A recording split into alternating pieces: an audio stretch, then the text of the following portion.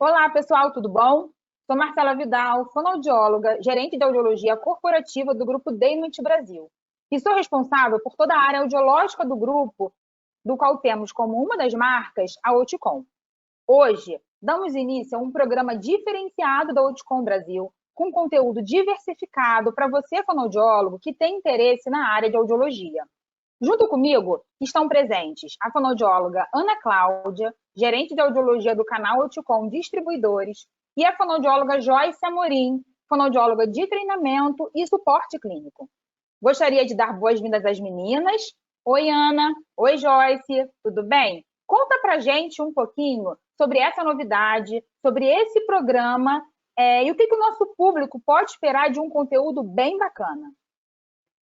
Olá, Marcela. Oi, Joyce. Boa tarde a todos. Bom, no programa Webinar Oticom, nós vamos publicar uma sequência de videoaulas gravadas com palestrantes convidados. E essas videoaulas, elas serão disponibilizadas pelo canal oticom.com no YouTube, todas as quartas-feiras, às 17 horas, durante os meses de abril, maio e junho. Então, a cada semana teremos um novo tema, com uma fonoaudióloga da equipe de audiologia da Oticom, apresentando o palestrante convidado e o tema a ser ministrado. Olá, Ana. Olá, Marcela. Boa tarde a todos. Bom, o objetivo do webinar do Oticom é disseminar conhecimento audiológico, apresentando vários assuntos de interesse na área de audiologia, pois acreditamos fortemente no poder da comunicação e também temos o intuito de, em tempos de adversidades, estarmos mais próximos dos nossos amigos, colegas de trabalho e clientes.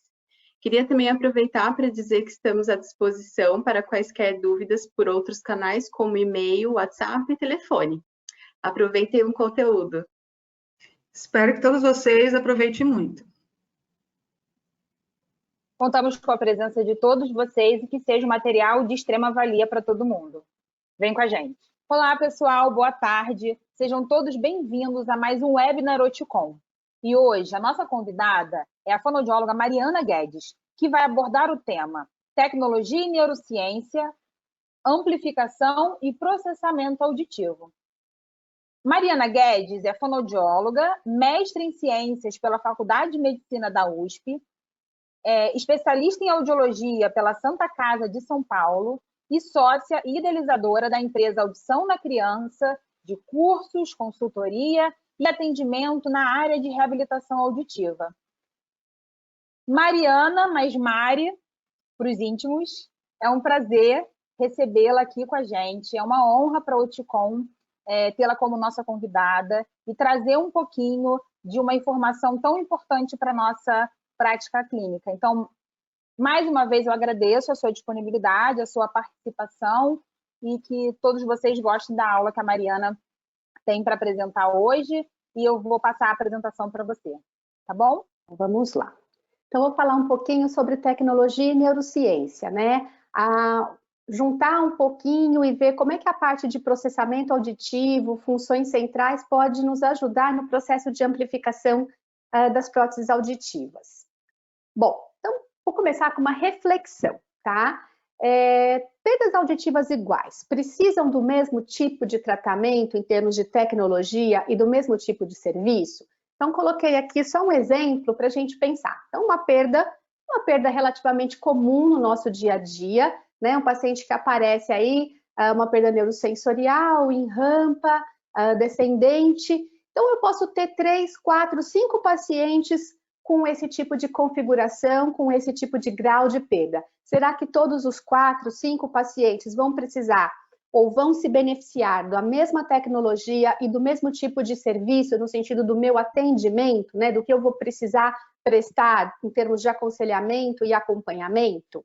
Então, para a gente refletir um pouquinho, né? Então, eu tenho 4 pacientes aqui, tá? Mário, Marina, Maria e Mariano, todos com essa mesma perda auditiva. Mas vamos ver a história de cada um. Então, o exame audiométrico dos 4 é igualzinho. Mas vamos ler as histórias. O Mário, ele tem 55 anos, já é usuário de prótese auditiva há mais de 10 anos, desde que ele começou a ter perda e está muito bem adaptado. Tem boa discriminação no silêncio e no ruído, com essa perda de audição. A Marina, Ela tem 1 aninho, ela falhou na triagem auditiva neonatal, é uma criança gemelar, prematura extrema, né? Os pais não perceberam as dificuldades no primeiro momento, apesar dessa falha, né, no teste, no reteste, ela foi concluir o diagnóstico agora perto de 1 ano, eles não percebem dificuldade ainda, porque a criança aparentemente está balbuciando como os seus pares, e ele ficam nessa dúvida, mas ela tem esse diagnóstico.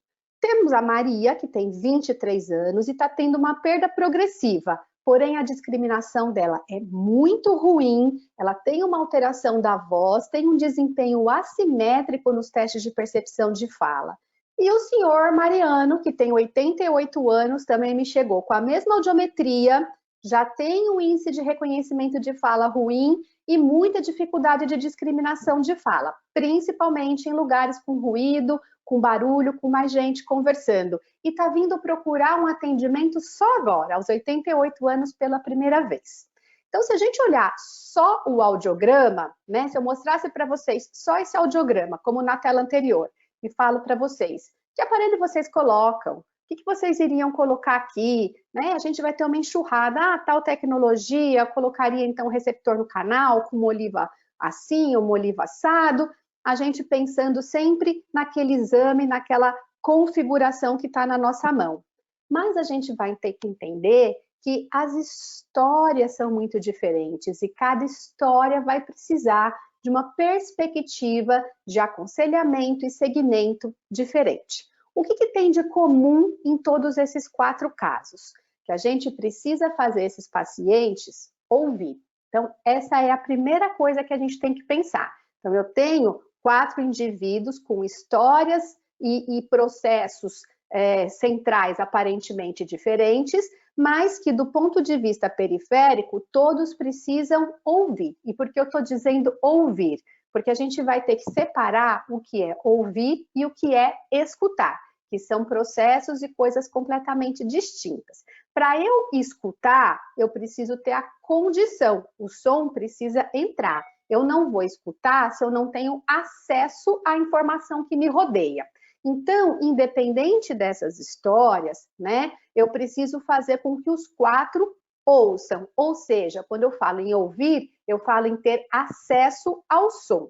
Quando eu falo em ter acesso ao som, eu estou pensando aqui na via periférica, né? Então, eu preciso fazer com que esse sininho aqui, com esse som que está chegando desse sininho aqui, entre pelo canal auditivo desse indivíduo e estimule as células ciliadas da minha cóclea para gerar o impulso elétrico que vai seguir aqui para a minha via auditiva central, tá? Então, esse é o primeiro ponto que eu tenho que pensar, tá?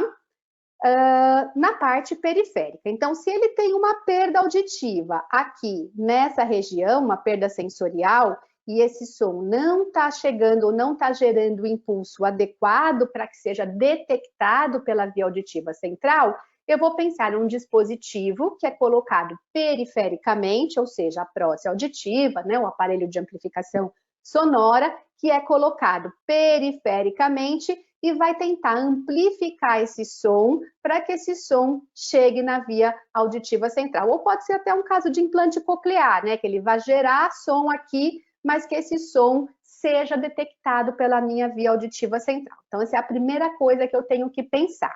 E pensando no processo de amplificação, né, eu tenho que verificar, antes de qualquer coisa, se esse paciente está tendo acesso aos sons. Porque, como eu falei no começo, se o som não chega, se eu não tenho acesso ao que me rodeia, como é que eu vou seguir com processos mais importantes, como a discriminação, a decodificação, o reconhecimento desse som? Então, primeira coisa, eu preciso ter acesso a esse som. Então, para que eu tenha acesso a esse som, a gente precisa verificar, a gente precisa checar essa informação. E qual é o principal objetivo da amplificação, da protetização auditiva?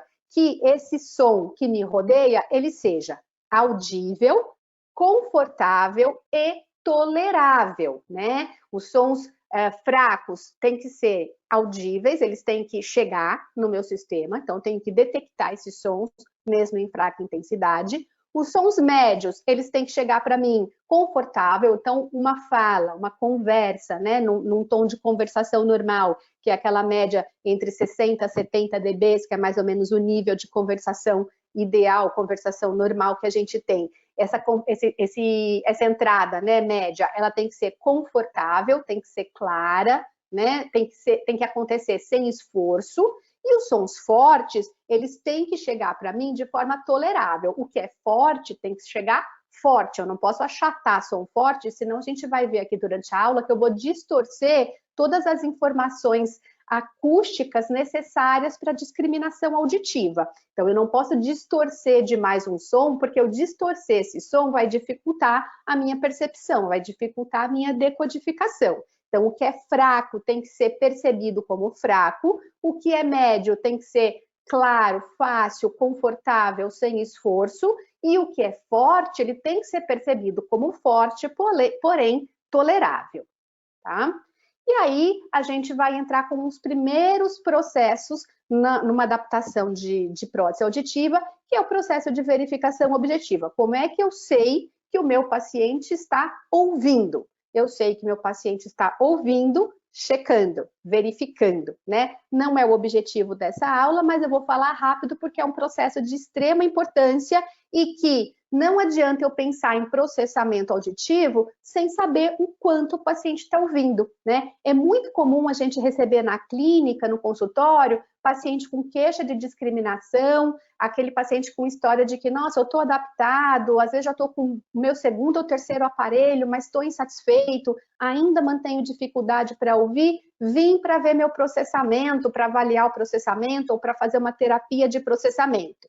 E quando a gente vai verificar, a gente vê que esse paciente está processando mal porque o som mal está chegando para ele, né? Muitos pacientes que vêm com essa queixa de dificuldade, na verdade, estão falhando num processo anterior ao processamento auditivo, à discriminação, à decodificação. Eles estão falhando porque eles não estão recebendo o som, não estão tendo acesso ao som de forma clara e consistente. Então, muitas vezes, antes de eu entrar com uma terapia de processamento auditivo, eu preciso arrumar essa entrada periférica para dar as condições desse som entrar adequadamente para ele ser processado.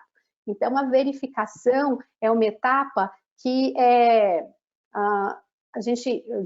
eu iria dizer impulável, essa palavra não existe, mas assim, é uma etapa que a gente não pode pular, né? A gente não pode pensar no processamento sem checar a periferia antes, a entrada desse som. Então, o que eu preciso fazer? Eu preciso verificar, né, se esses sons aqui, que aquele paciente, o Mário, o Mariano, a Maria, a Marina, não estão recebendo, né? Então, esses sons que ele não tem acesso, como é que a gente pode tornar esses sons acessíveis? Então, eu vou ter que transpor esses sons aqui para a minha região de área dinâmica, de área de audição do paciente e verificar, ter certeza que ele está tendo acesso. E a gente vai ver também que em alguns casos, dependendo do tipo da perda, da configuração e do grau em algumas frequências, eu vou ver que eu não vou conseguir dar o acesso ótimo para esse paciente, né? Que eventualmente alguns sons não vão ser tão acessíveis. Mas da mesma forma é importante eu verificar e mostrar isso para o paciente, até para adequar a expectativa dele em relação àquele equipamento e também gerenciar o meu processo de reabilitação. Poxa, ele vai vir com um processamento auditivo, determinadas dificuldades de discriminação eu vou esperar, por quê? Porque ele não acessa o som. Então, como é que eu quero que um indivíduo discrimine? Se ele não acessa esse som, obviamente ele não vai discriminar, porque esse som não está chegando de forma clara, consistente e adequada para ele. Então, nesses casos, eu vou ter que estudar com o paciente outras estratégias que ele vai ter que usar de forma compensatória para conseguir entender, reconhecer melhor e desempenhar melhor a sua comunicação, né? Então, essa verificação, ela é importante não só para a segurança do fonoaudiólogo durante o processo de adaptação do aparelho, mas também para adequação e expectativas do paciente. Ele tem que saber o que ele é capaz de ouvir ou não, né? Então, a gente vai fazer todo esse processo, verificar essas entradas, e é muito importante que a gente verifique a entrada, né, e a saída, como é que está o ganho e como é que estão a saída para diferentes níveis de entrada. Então, som fraco, som médio, som forte, a saída máxima, que é o MPO. A gente pode realizar isso com tons. Hoje a gente tem estímulos que reproduzem os sons de fala, como o ISTS, a gente tem gravações de vozes masculinas, voz feminina, mesmo na língua portuguesa. Podemos fazer isso a viva voz, podemos fazer isso para sons ambientais que o paciente refere desconforto ou dificuldade, e a gente realmente vai poder ver, vai poder medir, né, inclusive em termos de porcentagem, com as medidas do SII, realmente o quanto ele está acessando ou não as diferentes entradas, os diferentes sons que nos cercam, que o rodeiam, né? A partir daí, a gente vai poder seguir com o plano de tratamento desse paciente, que vai envolver, né, o aconselhamento. Então, quando eu sei o que ele está ouvindo com aquela prótese, eu vou poder aconselhar da forma mais correta, orientar da forma mais correta, se ele vai necessitar de modificação dessa prótese, de modificação de regulagem, de modificação do adaptador físico. Às vezes você substituindo uma oliva por um micromolde, você já muda essa entrada, esse acesso do paciente, né? Então, eu com os dados de verificação, vou poder tomar condutas mais assertivas em relação à adaptação desse aparelho e, principalmente, trabalhar a expectativa correta do indivíduo e da sua família, tá? Aí a gente vai seguir o nosso processo e lembrando que a adaptação da prótese auditiva, a adaptação do aparelho, ela dá condição para o paciente ouvir, é aquela condição do acesso, a condição de detecção. Porém, a competência e a eficiência, né, ou seja, como ele está escutando e o que ele está fazendo com aquilo que está entrando, dependem de processos que não são mais apenas periféricos, são processos que são centrais. Então, a tecnologia, o aparelho auditivo, o implante coclear, ele oferece a condição, ele dá o acesso, mas não garante a competência, né? Ele deve, por sua vez, né, garantir a detecção das pistas espectrais e temporais com o mínimo de distorção possível. Quanto mais robusto e mais completo é o som que entra, menos trabalho eu dou para a minha via auditiva central. Quanto mais o som entra distorcido, manipulado, faltando partes, mais trabalho a minha via auditiva central vai ter para fazer fechamento e entender aquele som. Então, isso é um conceito importante que a gente precisa entender na adaptação da prótese auditiva, né? Às vezes a gente quer resolver problema do paciente e a gente fica mexendo, fica mudando, fica comprimindo e troca e abafa, e a gente está distorcendo aquele som. Então, a gente tem que lembrar que essas distorções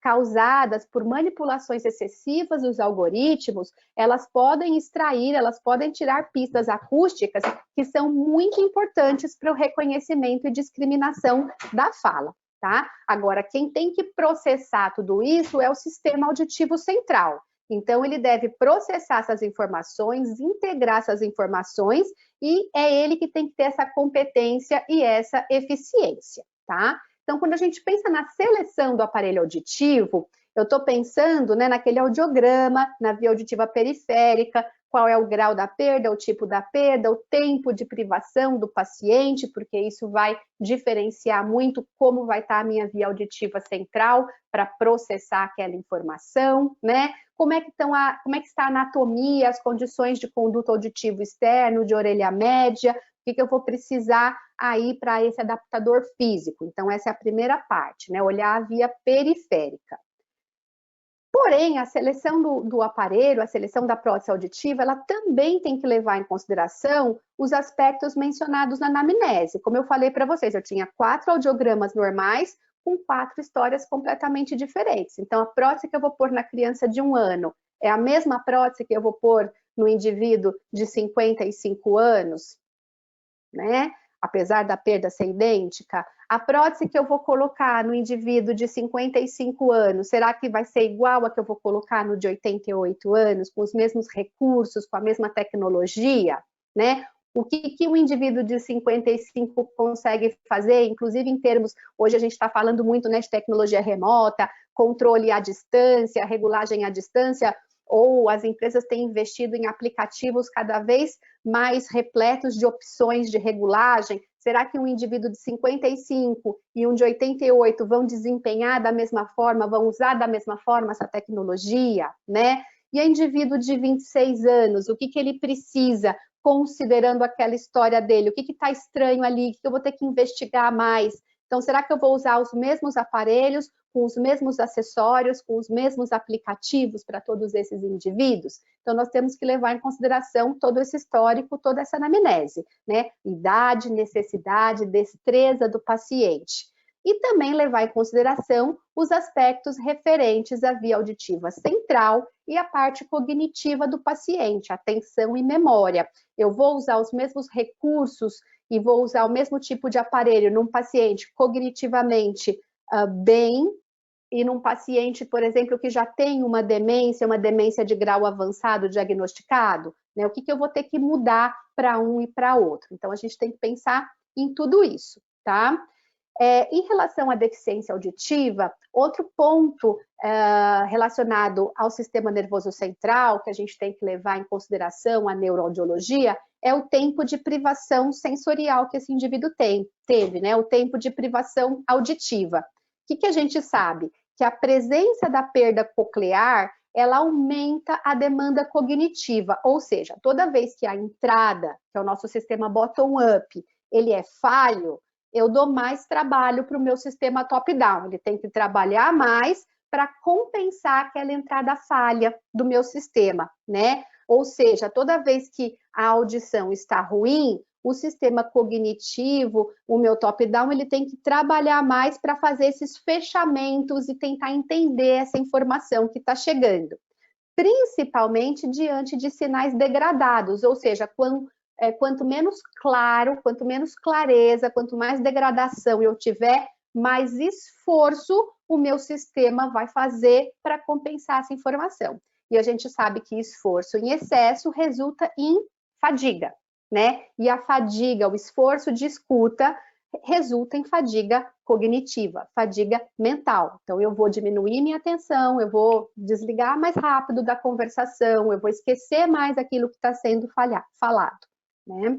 Outra coisa que acontece por conta da privação sensorial é que a gente desloca recursos que deveriam estar sendo usados para manter a atenção e a memória para a área auditiva. Então, aquela energia que eu tinha que gastar para aprender, para memorizar, para manter a atenção, ela é gasta na decodificação, porque o paciente fica fazendo força para escutar. A sincronia da via auditiva, a velocidade da via auditiva, a resolução temporal, né, também diminui por conta da privação sensorial, tá? E entra mais sinal degradado no córtex. Então, a gente dá mais trabalho para a via auditiva central.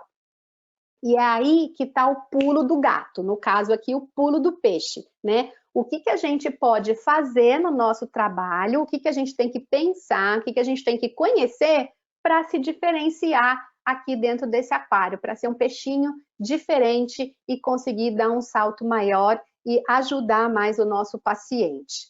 Vamos entender o que é escutar, né? Para a gente poder explicar isso para a família, que vem muitas vezes com aquela expectativa de que vai comprar um aparelho ou vai adquirir a tecnologia top do momento e vai ter um ouvido novo, né? E não adianta a gente falar para o paciente, olha, aparelho auditivo não é um ouvido novo, aparelho auditivo não é um ouvido novo, porque a hora que ele está comprando aquela tecnologia e que você falou que tem um monte de recurso, que tem redução de ruído, que tem sistema de direcionalidade automática, que tem N coisas aí que o catálogo mostra, ele está acreditando que tudo aquilo vai fazer com que ele escute de maneira clara, que ele escute tudo, né? Então, não adianta a gente falar para ele que não é um ouvido novo, a gente tem que mostrar, a gente tem que explicar. Então, para o paciente ter uma expectativa correta em relação àquele aparelho ou aquela tecnologia que ele está adquirindo, a gente tem que ensinar para ele como é o processo de escuta. Não adianta só falar que não é um ouvido novo, que é assim mesmo, que aquilo é um aparelho, que não faz sentido, principalmente se ele está pagando um valor alto por aquilo, né? Inconscientemente ele está achando que ele está conseguindo resolver o problema dele. Então, a melhor coisa que tem é a educação do paciente e da família. E quando eu falo em educação mesmo, que para mim é diferente de orientação. Orientação é orientar como troca a pilha, como bota o aparelho, como tira o aparelho, é explicar como faz, é falar que aquilo não é um ouvido novo, é orientar o uso, é dar informação.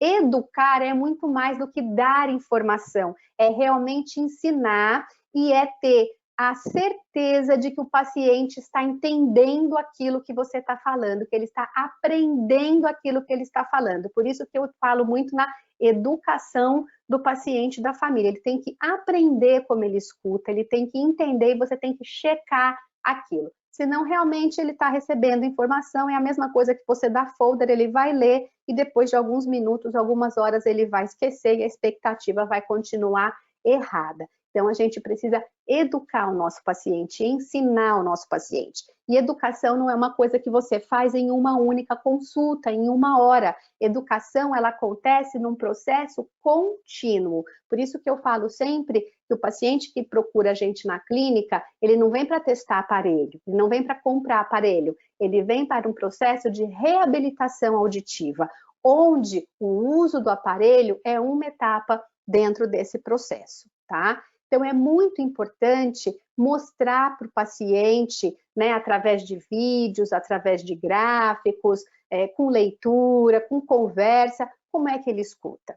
E a gente sabe que a audição, para que ela ocorra, para que essa escuta ocorra, a gente depende de processamentos de pistas espectrais, pistas temporais e pistas espaciais. E nem todas essas pistas, elas são processadas só pela via periférica. É por isso que o aparelho auditivo não resolve todos os problemas, né? Então, as pistas espectrais e temporais, elas começam o seu processamento na cóclea, então ainda ali na parte periférica, mas esse processamento, essa decodificação, ela segue pelas vias auditivas centrais, né? Por quê? Porque as fibras, elas têm que estar íntegras, elas têm que estar sincronizadas, os disparos têm que ser sincronizados para o nervo auditivo, então tudo precisa acontecer num ritmo adequado, com uma quantidade de neurônios adequadas, para que esse processamento, essa decodificação seja sem alteração e seja funcional, tá? E as pistas espaciais, elas acontecem através através do recebimento de informações da periferia. Então, o sistema periférico, ele traz algumas informações, como, por exemplo, a intensidade do som, a fase do som, o tempo em que esse som chegou, mas a junção dessas pistas, né, e a discriminação dessas pistas, a integração dessas pistas, elas acontecem já na via auditiva central. Então, eu entender aonde está o som ao redor de mim, se esse som está longe, se esse som está perto, se esse som está na direita ou se esse som está na esquerda, ele depende de uma entrada periférica, mas a formação deste mapa espacial, ele é uma função central. Então, se eu tiver alterações nessa função central, não adianta eu ter dois aparelhos ótimos que me mandem essas pistas que eu vou continuar com dificuldade de localização sonora. Por quê? Porque eu preciso que essa região que faz esse mapa, que analisa esse mapa espacial, esteja íntegra, esteja funcionando direitinho. Tá? Então, de uma forma muito simplificada, o que o paciente precisa entender? Que o som, ele entra aqui pelas nossas duas orelhas, tá? Ele é processado perifericamente. Essas pistas, elas vão se juntar na via auditiva central e eu preciso ainda de um sistema mais superior, de um sistema mais frontal, que vai fazer o quê? que vai juntar essas pistas e que vai me elaborar a resposta. O que eu vou fazer? É o que vai gerenciar a atenção, vai gerenciar o que eu estou memorizando. Então, eu preciso que tudo isso esteja funcionando de acordo para que a minha escuta realmente aconteça, tá? Bom, pensando nessa função central e nesse funcionamento da escuta, a gente também precisa levar em consideração, durante a seleção do aparelho auditivo, como é que esse processo, como essa via auditiva central está funcionando. E o que a via auditiva central ela tem que fazer para a gente conseguir entender bem a mensagem e decodificar adequadamente ao som. Então, a gente tem vários processos que acontecem na via auditiva central, que começam, né, desde a discriminação de tempo, a discriminação de frequência, a discriminação de intensidade, que são aqueles aspectos espectrais do som, até os aspectos mais superiores, que é a integração desse som lá no nosso corpo caloso, entre os hemisférios direito e esquerdo. Então, a gente tem aí as habilidades, por exemplo, auditivas, de integração binaural, de separação binaural, que é muito importante para a minha atenção seletiva, minha atenção direcionada, a localização de fonte sonora, as habilidades de padrão temporais, que são justamente os padrões temporais, justamente perceber essas diferenças de frequência, isso é fundamental para discriminação, né? Principalmente discriminação de fala, discriminação segmentar, então, frequência, intensidade, tempo, se eu tive pausa entre um som e outro ou não, essa resolução temporal é importante, discriminação de intensidade, né? Fechamento auditivo, que é fundamental quando eu estou numa situação de não clareza, de degradação, muitas vezes eu preciso juntar os pedaços para entender o todo, figura fundo, né? Então, num lugar também eu preciso conseguir focar e inibir aquele fundo que não é interessante, e a interação binaural, que é onde começa aí também o meu processo de fusão, de localização sonora, que é muito importante para segregação espacial e processamento espacial do som. Então, disfunções nessas habilidades, elas vão acarretar dificuldades no entendimento da fala, no entendimento do som. Então, a gente precisa muito entender um pouquinho o que é periférico e o que é central. Então, o paciente precisa saber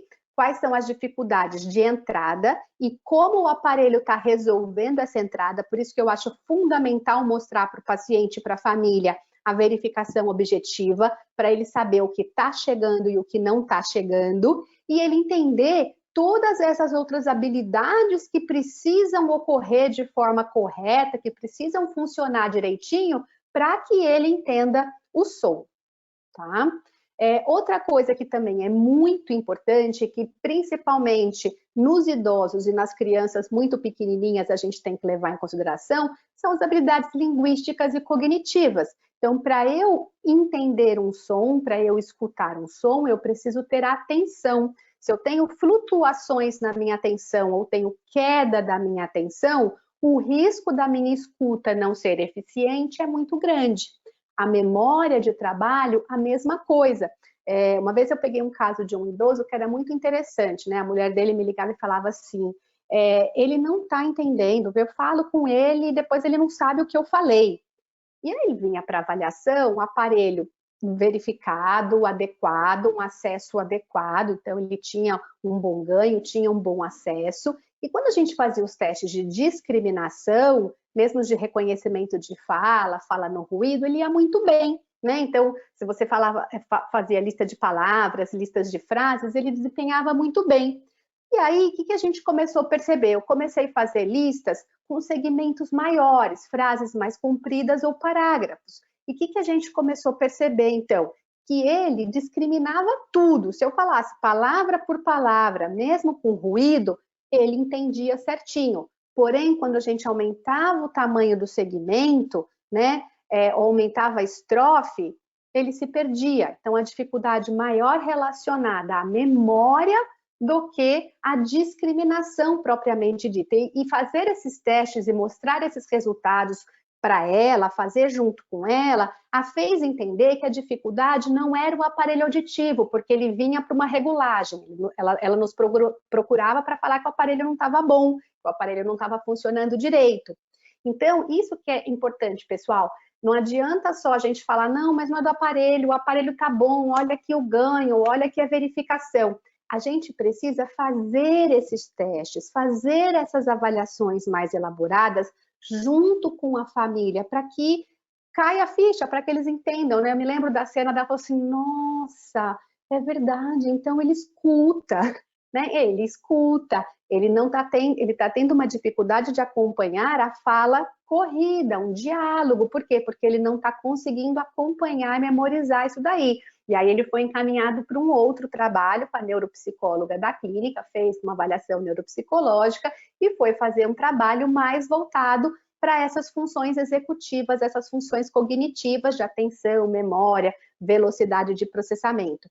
Mas o que eu quero que vocês entendam é que não adianta a gente falar, né? A gente precisa educar o paciente. Então, é mostrar, é fazer, é testar, é ver junto com ele os resultados, analisar junto com ele, com a família, os resultados, né? Isso é muito importante.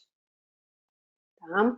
Outra coisa que é fundamental também é entender a questão da audição binaural, né? E que o fato de ter 2 aparelhos, um em cada orelha, não significa que a binauralidade está estabelecida. Você estabeleceu a bilateralidade, mas a binauralidade depende não só de eu ter um aparelho aqui e outro aqui, mas depende principalmente se essas 2 orelhas aqui estão conversando, tá? Então, o som que chega, né, vamos ver aqui. O som que chega por essa orelha e o som que chega por essa orelha, eles, para que eu realmente tenha os benefícios da binauralidade e que dentre eles o principal é me ajudar a ouvir em ambientes com múltiplos falantes ou ambiente com competição, que isso é fundamental, eu preciso que isso aqui funcione, que essa conversinha do que chega daqui e do que chega daqui realmente funcione. E quando isso funciona, aí sim eu tenho a chance de ter uma boa localização e lateralização sonora, e através da interação e da integração binaural adequada, eu tenho a chance de poder processar espacialmente o som. E isso é muito útil numa situação de múltiplos falantes. O que eu preciso fazer numa situação de múltiplos falantes? Eu preciso localizar quem é aquela fonte que eu quero ouvir e eu preciso inibir os estímulos contralaterais ou os estímulos que não são interessantes, o meu fundo. Então, para eu fazer essa figura fundo e focalizar a atenção num ponto e inibir os restos, eu preciso discriminar quem é que está falando e preciso saber aonde está quem está falando e aonde está o resto para que a minha via auditiva central faça esse processo aí de vantagem atencional que a gente chama, tá? Então, se isso não funciona, se essa conversa e essa análise binaural não funciona, eu vou ter uma dificuldade maior para processar nesses ambientes de escuta mais difícil. Então, a gente precisa lembrar que escutar é uma experiência tridimensional. Não é só o som chegar e eu discriminar. Escutar é o som chegar, eu discriminar, eu saber de onde ele veio, onde ele está, onde eu estou em relação à fonte sonora, se a fonte sonora está se mexendo, está parada, como é que essa fonte sonora se comporta no espaço. Então, é uma experiência totalmente tridimensional. E eu só consigo essa análise adequada se eu tenho essa binauralidade funcionando com eficiência. Bom, e aí tem a parte ruim da história, né? Que a gente sabe que, independente da perda auditiva periférica, né? Ou seja, se a gente isolar a questão periférica, não tenho perda, audição normal, a gente espera que com o processo do envelhecimento, algumas alterações nessa via auditiva central e no sistema cognitivo aconteçam, tá? Apesar de a gente não ter dados de prevalência ou incidência nacionais, esse é um estudo da BELES e que estima-se que essas alterações centrais, elas vão aumentando conforme aumenta a idade, mesmo desconsiderando a função central. Então, a função periférica. Então, a gente já espera uma diminuição da eficiência dessas habilidades auditivas centrais com o envelhecimento. Se a gente ainda somar as questões que a perda periférica trazem, a gente vai ter aí um risco grande de dificuldades nessa decodificação, nesse processamento auditivo central, né? Porque a gente já tem as questões causadas pelo envelhecimento e a gente sabe que a presença da perda, a alteração coclear por si só, ela também impacta na via auditiva central.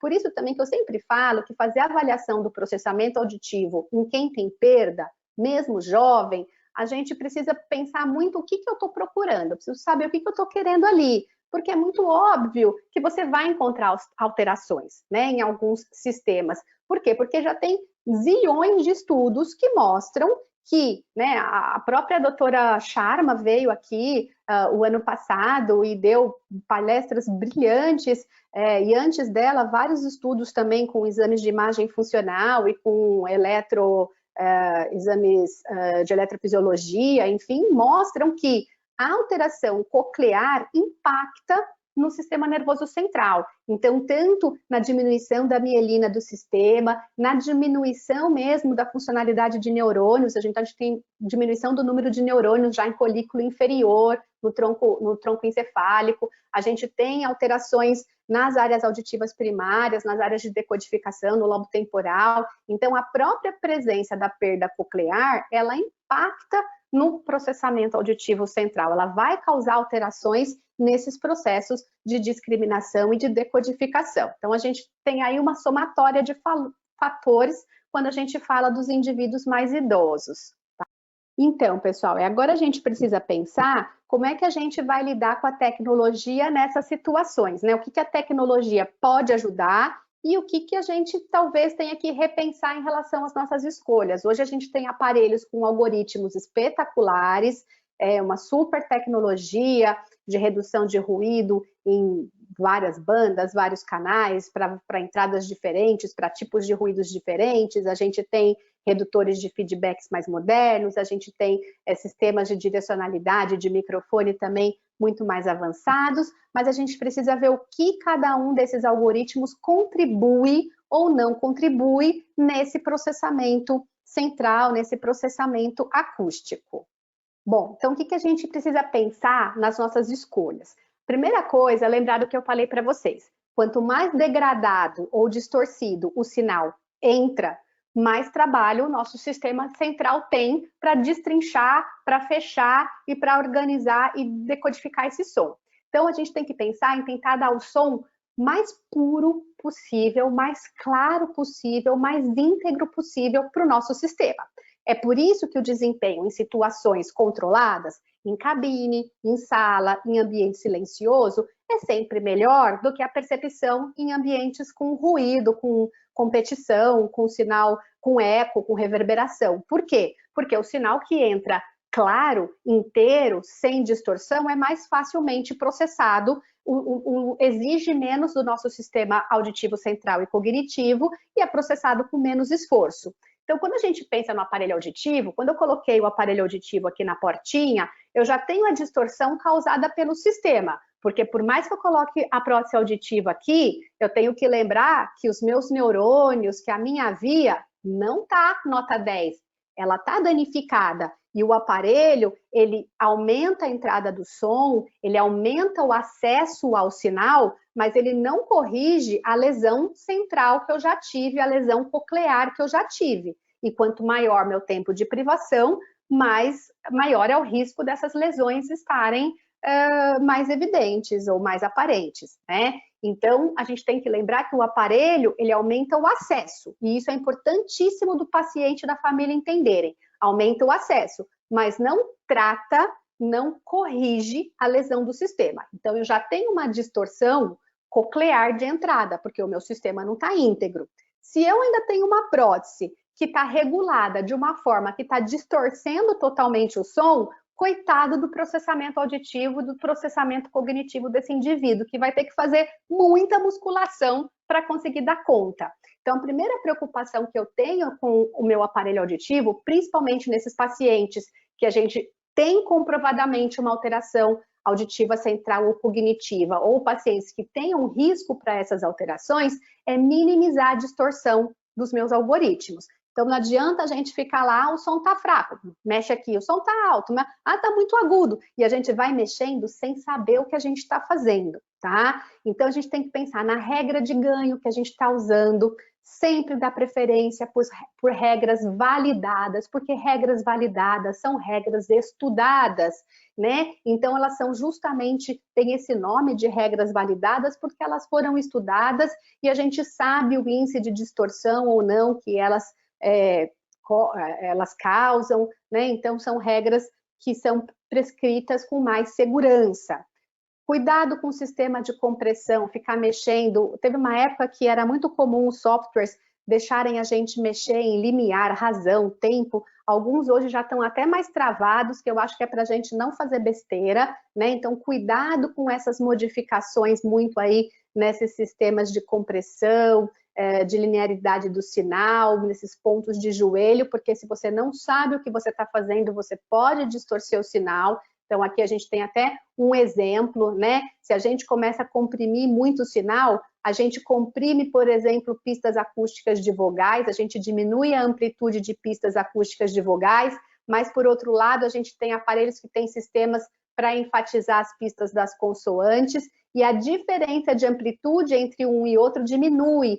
E a gente tem que pensar que diferenças de amplitude são pistas que o nosso sistema usa, são redundâncias que o nosso sistema usa para discriminar diferentes sons. Então, às vezes, você mexe tanto nessas pistas que você achata alguma coisa que o sistema já não consegue diferenciar um som do outro, porque ele perdeu o parâmetro acústico que dizia para ele qual é essa diferença, qual é um som e qual é outro som. Então, muito cuidado para a gente não distorcer, né? Redutor de ruído, a gente tem que saber o quanto utilizar. Estou achando tudo muito alto, não, vai lá e reduz. A gente sabe que redutor de ruído não melhora a inteligibilidade de fala, ele dá conforto, ele diminui o esforço, mas ele também tem que ser usado com parcimônia. A gente temos maneiras de, através dos nossos equipamentos de verificação objetiva, de medidas de microfone sonda e de acoplador, a gente verificar o quanto de ruído está sendo reduzido, em que canais isso está sendo reduzido, quais tipos de ruído realmente o aparelho reduz e quais tipos de ruído o aparelho não reduz. Então, às vezes eu uso muito isso no equipamento de verificação para mostrar para o paciente, que ele fala, mas quando tem muita gente falando, o meu redutor de ruído não funciona. Aí eu vou lá e mostro, né? Ruídos de banda larga, como ele atua, e ruídos de múltiplo falante, que ele não atua tanto, né? Eu mostro isso na tela para o paciente e falo, tá vendo por que ele não atua tanto aqui? Porque é ruído modulado, ele entende que isso é fala, e é fala. Então, o redutor de ruído não serve para essa situação, né? Então, o paciente vê, ele entende o que está acontecendo com o aparelho dele, entende por que o desempenho é diferente com um ruído, com outro ruído, num ambiente, no outro ambiente. Então, a gente precisa ter muito cuidado com essas reduções excessivas de ganho, manipulações da saída, transposição, compressão, tudo isso precisa ser verificado objetivamente, precisa ser pensado esse uso para que ele traga mais benefício do que distorção. Você ativar um algoritmo que não está trazendo benefício na percepção de fala e está distorcendo o som, não tem sentido a gente usar, né? Então, mesmo a compressão de frequência, as transposições de frequência, são algoritmos que, por si só, trazem distorção para o som. Então, eu devo utilizar quando eu realmente verifico que eles estão trazendo benefício. Como é que eu vou fazer isso? Fazendo a verificação objetiva do sistema e fazendo os testes de percepção de fala para validar se aquilo que eu gostaria, se aquilo que eu esperava está sendo atingido. Se eu verifiquei, se eu validei e não vi mudança de desempenho, não vi benefício, para que eu vou deixar ativado, né? Então, a gente precisa cuidar da nossa tecnologia e da escolha desses algoritmos, tá? A audição num ambiente real, num ambiente não controlado, ela é sempre um desafio para o paciente, tá? Se a gente for pensar, indivíduos com audição normal, num ambiente não real de escuta, num ambiente real, num ambiente não controlado, um ambiente com múltiplos falantes, como ele faz para me entender se eu estou num restaurante com eles, com um monte de gente falando, barulho de talher, som ambiente, como é que ele me entende lá? Então, um indivíduo com audição normal, sem alteração coclear, sem alteração periférica, ele usa pistas de pitch e de timbre para saber qual é a minha voz e quais são as vozes que ele tem ali atrás dele. Qual é a minha voz, qual é a voz do garçom, qual é a voz da outra pessoa. Então, primeiro ele vai usar essas pistas espectrais para tentar diferenciar um do outro e saber quem ele quer ouvir. Porém, vamos supor que a gente está numa mesa só de mulher, mesa de fono, né? Um monte de mulher, um ou outro homem, mas ali, geralmente, um monte de mulher. Então, o pitch, o timbre são mais parecidos. Ele vai usar uma outra pista para saber quem ele tem que ouvir, para direcionar a atenção dele, que é a pista de segregação espacial. Então, ele tem que ouvir a Mariana, ele tem que saber que a Mariana está nessa direção a 30 graus, a 45 graus da Marcela, por exemplo, né? Se ele quer focalizar na voz da Mariana. Então, o indivíduo com audição normal, ele usa essas pistas, e quanto mais complexo é o ambiente, né, ou mais semelhantes são as vozes, mais a pista espacial vai ser importante para que ele entenda e direcione sua atenção e prossiga, né, fazendo a figura fundo. Indivíduos com perda auditiva, eles já chegam em desvantagem nessa situação. Por quê? Porque eles já têm uma dificuldade de perceber pitch e timbre. Por quê? Porque pela perda auditiva e pela privação sensorial, a gente já sabe que a decodificação é degradada, né? Então, a percepção de pitch e timbre já pode ser mais difícil para esse paciente.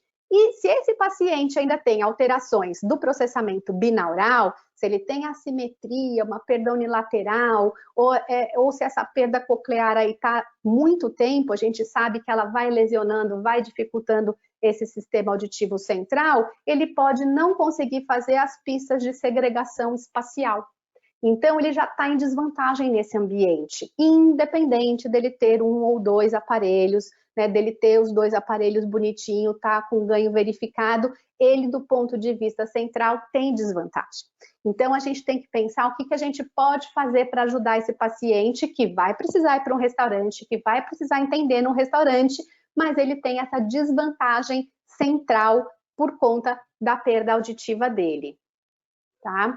A gente tem que lembrar, e o paciente tem que saber, que percepção de fala no ruído, ela é uma função que envolve mecanismos centrais auditivos e mecanismos atencionais. Então, eu tenho que ter a minha audição funcionando bem e a minha atenção funcionando bem para que eu consiga entender fala em ambiente com competição, tá? Então, a gente sabe, né, que mesmo que a gente use uma prótese adequada, a gente tem esses efeitos aí pela idade, pelo envelhecimento, pela presença da perda, pelo tempo de privação auditiva, que vão gerar maior ou menor impacto nessas funções. Então, a gente sabe, né, que a privação auditiva, mesmo temporária, ela pode causar disfunções nesses sistemas centrais. A gente sabe que as alterações periféricas alteram esses mecanismos centrais de processamento e de decodificação.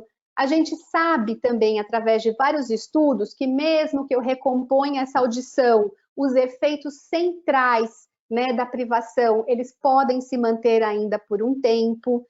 E a gente sabe também que essa degeneração, ela acontece também com o aumento da idade, não só pela presença da perda. Então, a gente tem fatores aí que colocam esse paciente em risco para esse tipo de dificuldade, tá? E a gente tem uma outra condição que ela não é muito falada, mas que o ano retrasado o Gerger publicou um livro só sobre isso também, que é o efeito da interferência binaural. Pacientes que têm um sistema, apesar da perda auditiva ser simétrica, então tem o mesmo limiar dos dois lados, funcionalmente eu posso ter um lado muito mais incapaz do que o outro.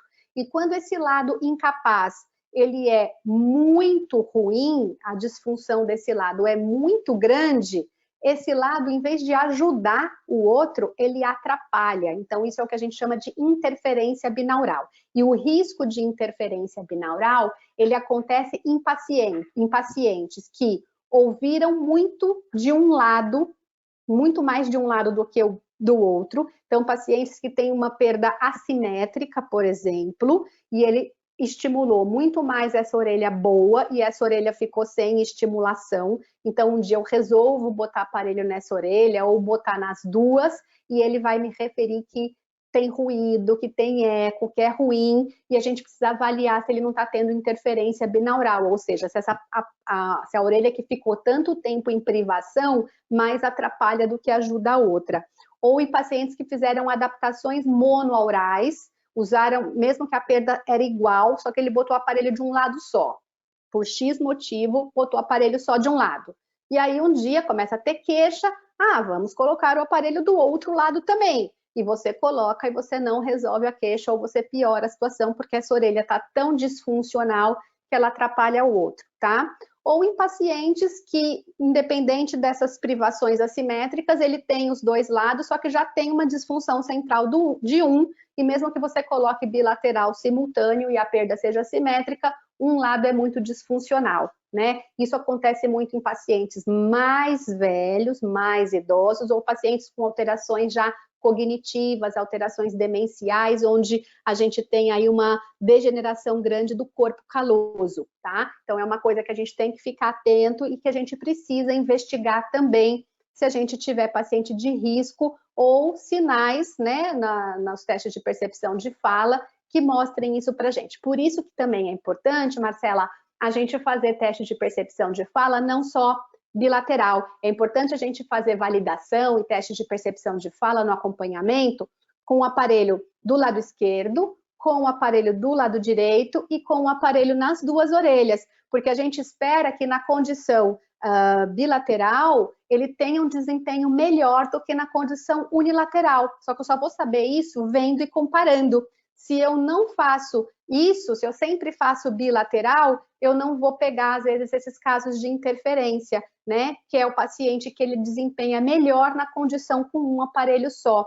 Então, a gente tem que fazer todo o processo direitinho, né? Como manda lá o figurino das boas práticas de audiologia. Então, a seleção, a adaptação que envolve a verificação e a validação. A gente vê muito nas adaptações o pessoal pular as etapas de validação. O paciente vem para acompanhamento, mas esse acompanhamento se resume em regulagem, em limpeza, em troca de filtro, de oliva, em orientação de manutenção, mas poucos fazem a validação, né? E a gente tem hoje bastante questionário de percepção de fala já adaptado para o português, e a gente tem testes de percepção de fala que a gente pode fazer, não necessariamente os de processamento auditivo, que exigem um pouco mais da capacitação e de equipamento, né, de material, mas testes simples, que você pode fazer a viva voz com o paciente, mas que é importante você checar desempenho de orelhas separadas e orelhas em conjunto.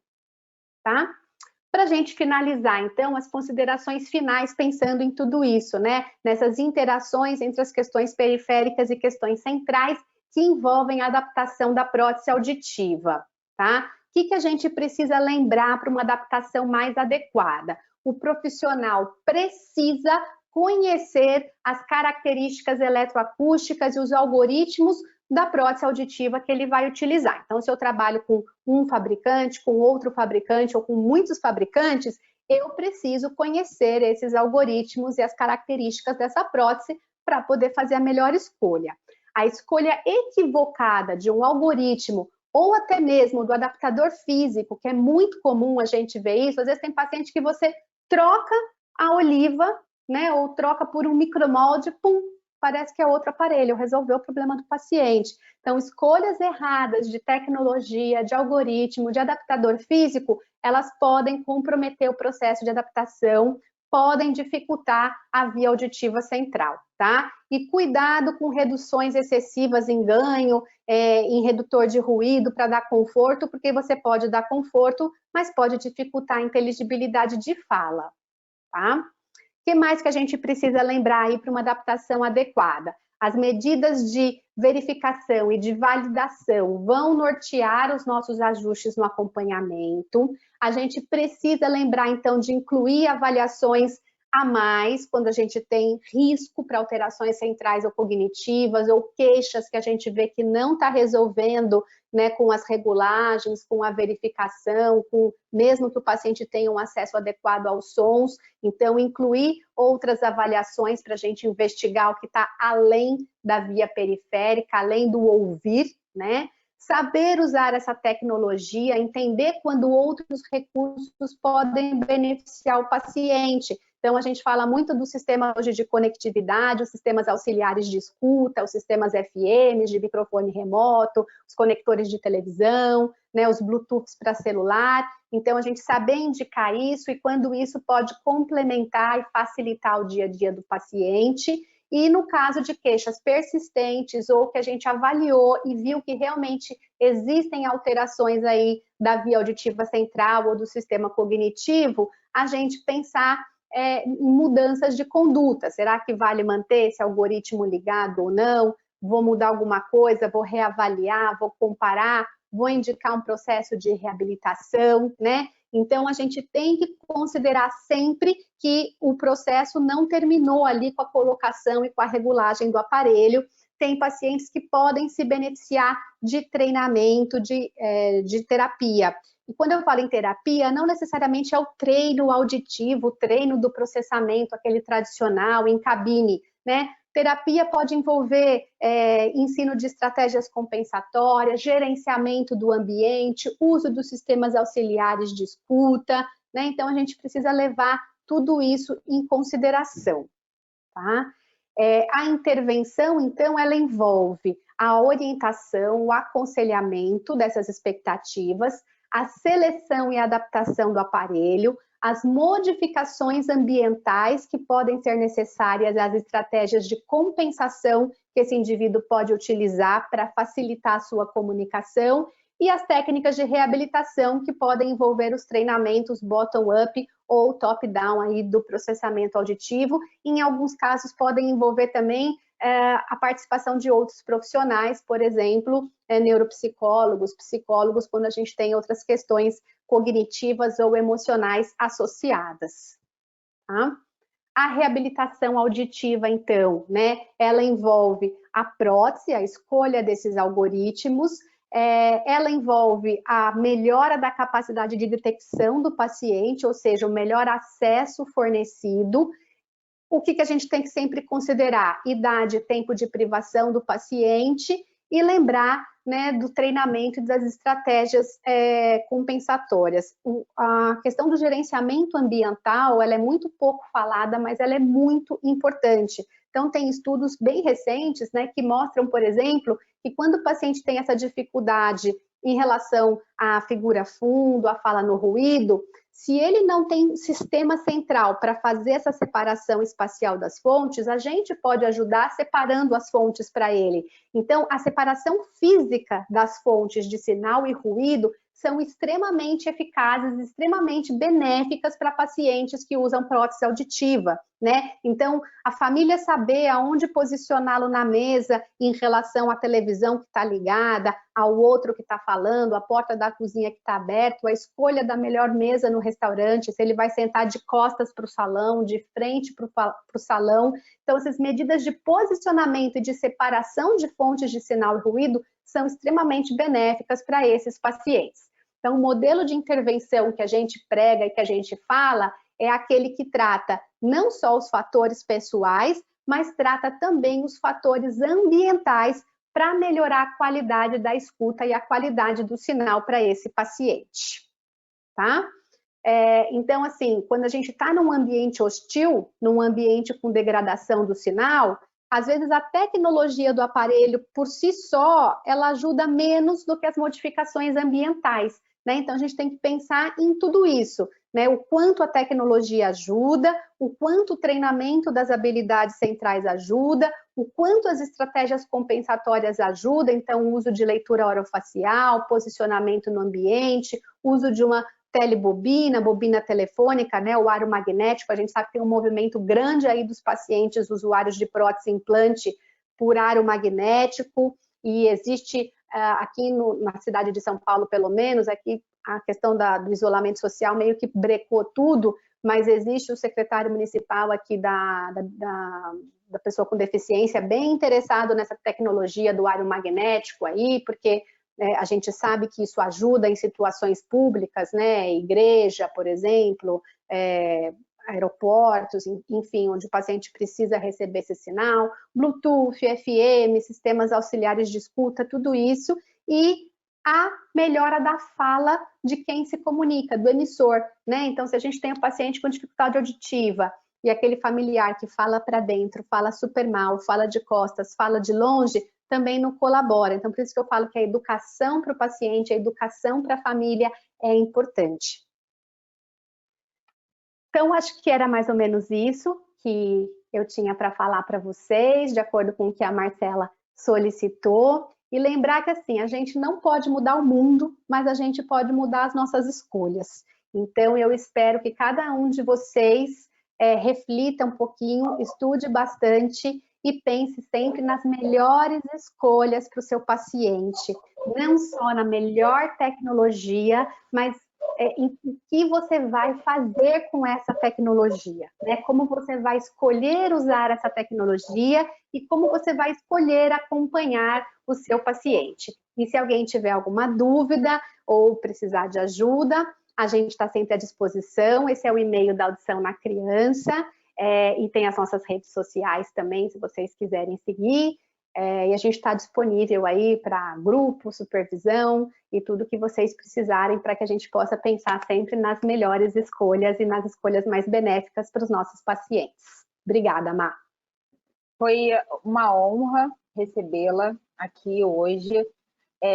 Com certeza, para quem é da área de amplificação, essa aula vai ser fundamental para que essas pessoas, esses profissionais, possam unir, né, a tecnologia com a neurociência. Eu acho que são informações valiosíssimas para os fonoaudiólogos que trabalham nessa área de seleção, adaptação, verificação, validação de prótese auditiva. Muito obrigada pela sua contribuição e tenho certeza que vai ser uma aula que é uma aula, né, na verdade, com excelentes informações para quem trabalha na área de prótese. Obrigada mesmo, em nome da Audicom e do Grupo Damon também. Obrigada, Maia, que agradeço. Imagina. E você que esteve conosco até agora, também agradeço a participação de todos vocês.